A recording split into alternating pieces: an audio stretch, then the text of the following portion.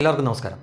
1909 December 21 ബ്രിട്ടീഷുകാരനായിട്ടുള്ള collector, അദ്ദേഹം നാസിക്കിലെ കളക്ടറായിരുന്നു, AMD Jackson എന്ന വ്യക്തി എന്ന ബ്രിട്ടീഷ് കളക്ടർ കൊല്ലപ്പെടുന്നത്. ആ കൊലക്കേസിൽ 1910 വിനായക് ദാമോദർ സവർക്കർ എന്ന വീർ സവർക്കറെ അടക്കം ഏതാനും പേരെ ബ്രിട്ടീഷുകാർ അറസ്റ്റ് ചെയ്യുന്നു, പിന്നീട് ജയിലിലാക്കുന്നു. അപ്പോൾ പ്രത്യേകം ശ്രദ്ധിക്കേണ്ട കാര്യം, എന്തിനാണ് വീർ സവർക്കർ ജയിലിലായത് എന്ന് ചോദിച്ചു കഴിഞ്ഞാൽ, ഒരു ബ്രിട്ടീഷ് കളക്ടറുടെ രക്തം അയാളുടെ കയ്യിൽ പറ്റിയിട്ടുണ്ട് എന്ന കുറ്റം ചുമത്തിയാണ്. അതായത് ഈ ബ്രിട്ടീഷ് കളക്ടറെ കൊലപ്പെടുത്താൻ കാരണമായിട്ടുള്ള ഗൂഢാലോചന നടത്തിയത് വീർ സവർക്കർക്കെയാണ് എന്ന കുറ്റം ചാർത്തിയിട്ടാണ് അയാളെ പിടിച്ച് ജയിലിലാട്ട് ഇട്ടത്. അപ്പോൾ ഉപ്പ് സത്യാഗ്രഹം നടത്തിക്കൊണ്ടോ സഹന സമരം നടത്തിക്കൊണ്ടോ അല്ലെങ്കിൽ അഹിംസാ സിദ്ധാന്തം നടത്തിക്കൊണ്ടോ ഒന്നും അല്ല സവർക്കർ ജയിലിലായത്, ഒരു ബ്രിട്ടീഷുകാരൻ്റെ കൊലയ്ക്ക് കാരണമായി എന്ന് പറഞ്ഞുകൊണ്ടാണ്.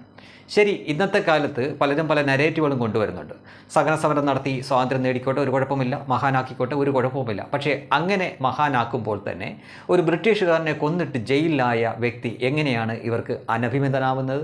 എങ്ങനെയാണ് ആ വ്യക്തിയുടെ മേൽ ഇവർ ഈ ഷൂനക്കി എന്നൊക്കെയുള്ള ആ അപമാന പരാമർശങ്ങൾ ആക്ഷേപമായിട്ട് ഇങ്ങനെ ഇത് വിടാൻ എങ്ങനെയാണ് തോന്നുന്നത്?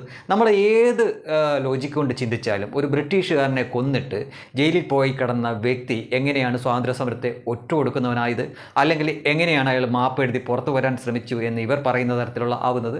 അന്നത്തെ കാലത്ത് ഈ ഇന്ത്യ മഹാരാജ്യത്തിൽ ഏത് എഴുത്തുകുത്ത് നടന്നാലും നമ്മളിപ്പോഴൊക്കെ കേൾക്കുന്നുണ്ട് ഹിസ് എക്സലൻസി എന്നൊക്കെ ഉള്ള അതുപോലുള്ള പദപ്രയോഗങ്ങൾ നടത്തിയിട്ട് തന്നെയാണ് ഈ മഹാത്മാഗാന്ധി അടക്കമുള്ള എല്ലാവരും എഴുത്തുകുത്തുകൾ നടത്തിക്കൊണ്ടിരുന്നത്. ഇനി വളരെ സത്യസന്ധമായിട്ട് ചോദിച്ചു കഴിഞ്ഞാൽ, ഗാന്ധിയും അതേപോലെ തന്നെ ജവഹർലാൽ നെഹ്റുവും ഒക്കെ ജയിലിൽ കിടന്നിട്ടുണ്ട്. പക്ഷേ അത് ഏതെങ്കിലും ബ്രിട്ടീഷുകാരെ കൊന്നിട്ടല്ല. അവിടെയാണ് നമ്മൾ ശ്രദ്ധിക്കേണ്ടത്. അവർ സമരങ്ങൾ ചെയ്തിട്ടുണ്ട്. ഒരുപക്ഷെ ഇവരുടെ അതായത് ദീർഘവീക്ഷണമില്ലാത്ത ചില തീരുമാനങ്ങൾ കൊണ്ട് ഇന്ത്യയിലടക്കമുള്ള ആളുകളുടെ ജീവൻ നഷ്ടപ്പെട്ടിട്ടുണ്ട്. പലപ്പോഴും അവർക്ക് മനസ്സില്ലാ മനസ്സോടെ അവർ ചില തീരുമാനങ്ങളെടുത്ത്, നമുക്കറിയാം ബംഗാൾ വിഭജനവും അതിനുശേഷം സ്വാതന്ത്ര്യം കിട്ടുമ്പോൾ ഇന്ത്യയും പാകിസ്ഥാനും രണ്ടായതും അന്ന് നടന്ന കലാപത്തിലടക്കം ആയിരങ്ങൾ, പതിനായിരങ്ങൾ, ലക്ഷക്കണക്കിന് ആളുകൾ കൊല്ലപ്പെട്ടിട്ടുണ്ട്. അതിനൊക്കെ അവർ അറിഞ്ഞോ അറിയാതെയൊക്കെ കാരണവുമായിട്ടുണ്ട്. ഇനി സവർക്കറിൻ്റെ കാര്യം വ്യത്യസ്തമാണ്.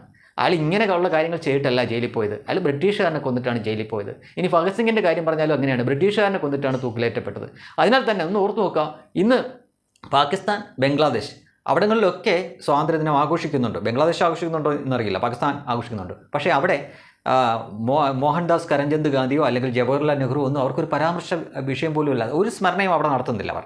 പിന്നെയും അവിടുത്തെ പഞ്ചാബിൽ ആണ് ഈ നമ്മുടെ ഭഗത് സിംഗ് ജനിച്ചത്. അതിനാൽ തന്നെ അവിടെ അദ്ദേഹത്തിനെ സ്മരിക്കാറുണ്ട്. പക്ഷേ അതിനപ്പുറമായിട്ട് പാകിസ്ഥാനിലോ ബംഗ്ലാദേശിലോ ഒന്നും ഈ പറയുന്ന പോലെ നമ്മുടെ ഇവിടെ ഉള്ളതുപോലുള്ള ഗാന്ധിയുടെയോ നെഹ്റുവിൻ്റെയോ പ്രതിമയോ സ്മാരകങ്ങളൊന്നും അവിടെ ഇല്ല. ഉണ്ടായിരിക്കാം, ഉള്ളതുമെല്ലാം അവർ പൊളിച്ചു കളഞ്ഞിരിക്കാം. അപ്പോൾ യഥാർത്ഥത്തിൽ ഇവരെയൊക്കെ സ്മരിക്കുകയും ആദരിക്കുകയും ചെയ്യുന്നത് ഇവിടെയാണ്. ആയിക്കോട്ടെ, ഒരു കുഴപ്പമില്ല, ആയിക്കോട്ടെ. പക്ഷേ അതിന് വേണ്ടിയിട്ട് ത്യാഗങ്ങൾ സഹിച്ച മറ്റൊരാളെ ഇകഴ്ത്തണോ എന്ന് മാത്രമാണ് ചോദ്യം.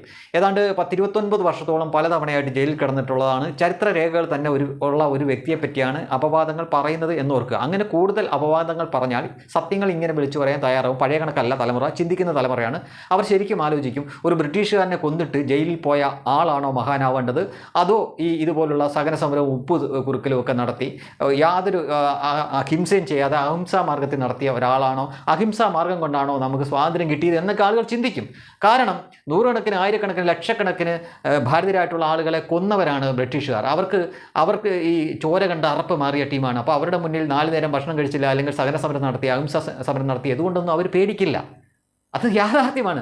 അത് ഒരു 3-4 പതിറ്റാണ്ട് മുമ്പുള്ള ആളുകൾ ഒരുപക്ഷെ ആ രീതിയിൽ ചിന്തിക്കത്തില്ല. പക്ഷേ ഇന്നത്തെ പുതിയ ജനറേഷനിലെ ആളുകൾ ചിന്തിക്കും, ശരിയാണല്ലോ, അവർ ഇത്രയും ക്രൂരന്മാരായിട്ടുള്ള ഇത്രയും ആളുകളെ അടിച്ചമർത്തി ജീവിച്ച അവരുടെ മുന്നിൽ ഞാൻ പട്ടിണി കിടക്കുക എന്ന് പറഞ്ഞാൽ അവർ പേടിക്കേണ്ട കാര്യമൊന്നുമില്ല, പേടിക്കത്തുമില്ല. അപ്പോൾ അതൊന്നുമല്ല, നമുക്ക് സ്വാതന്ത്ര്യം കിട്ടാൻ ഇവരുടെ എല്ലാം പങ്കാളിത്തമുണ്ട്. ആ എല്ലാ പങ്കാളിത്തവും നമ്മൾ അതിൻ്റെ അർഹിക്കുന്ന പരിഗണനയോടുകൂടി തന്നെ നമ്മൾ അത് അംഗീകരിക്കണം, അത് സ്മരിക്കണം. എല്ലാവരുടെയും ത്യാഗപൂർണ്ണമായിട്ടുള്ള ആ പ്രയത്നം നമ്മൾ അംഗീകരിക്കുകയും ആദ്യം തന്നെ വേണം. പക്ഷേ അതിന് ഒരാളെ മഹത്വവൽക്കരിക്കാൻ മറ്റൊരാളെ ഈഴ്ത്തേണ്ട കാര്യമൊന്നുമില്ല. ഇനി മറ്റൊരു സത്യം കൂടെ പറയാം. 56 രാജ്യങ്ങളിലായിരുന്നു ബ്രിട്ടീഷുകാർ അവരുടെ കോളനിവൽക്കരണം നടത്തിയിരുന്നത്.